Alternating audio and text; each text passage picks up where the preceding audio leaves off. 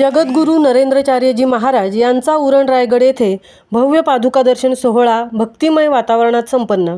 अनंत श्री विभूषित जगद्गुरू रामानंदाचार्य श्री स्वामी नरेंद्राचार्यजी महाराज, जगद्गुरू रामानंदाचार्य दक्षिणपीठ, नाणीजधाम महाराष्ट्र यांच्या उरण येथील पादुका दर्शन सोहळ्याची सुरुवात जगद्गुरू श्रींच्या सिद्ध पादुकांसमेत भव्य दिव्य शोभायात्रेने सकाळी 10 वाजता GDL पेट्रोल पंप खोपटा रोड इथून नवघर गाव फुंडे रोड नवघर पाडा कानकेश्वरी मैदान या मार्गाने करण्यात आली।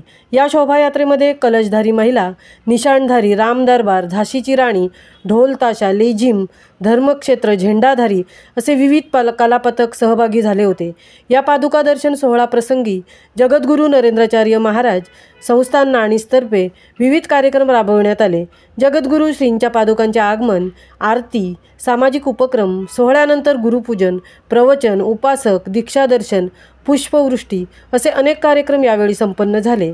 आजच्या पादुका दर्शन सोहळ्याचे औचित्य साधून जन.म. संस्थानला फिरत्या शौचालयाचे सर्व उपस्थित मान्यवरांच्या हस्ते आणि जिल्हा सेवा समिती उत्तर रायगडच्या वतीने लोकार्पण करण्यात आले। या पादुका व दर्शन सोहळ्याप्रसंगी व्यासपीठावर माजी आमदार मनोहर शेठ भोईर यांच्यासह इतरही काही मान्यवर उपस्थित होते। जगद्गुरू नरेंद्राचार्यजी महाराज यांच्या मार्गदर्शनाखाली महाराष्ट्रात अनेक विविध सामाजिक उपक्रम सुरू आहेत। नुकत्याच 10 फेब्रुवारी ते 25 फेब्रुवारी 2024 या अवघ्या 16 दिवसांमध्ये महाराष्ट्रासह इतर 6 राज्यांमध्ये पार पडलेल्या 850 महारक्तदान शिबिरामधून महाराष्ट्र शासनाच्या आणि इतर राज्यांच्या रक्तपेढ्यांना 81,260 रक्तकुपिकांचं रक्तदान करण्यात आले।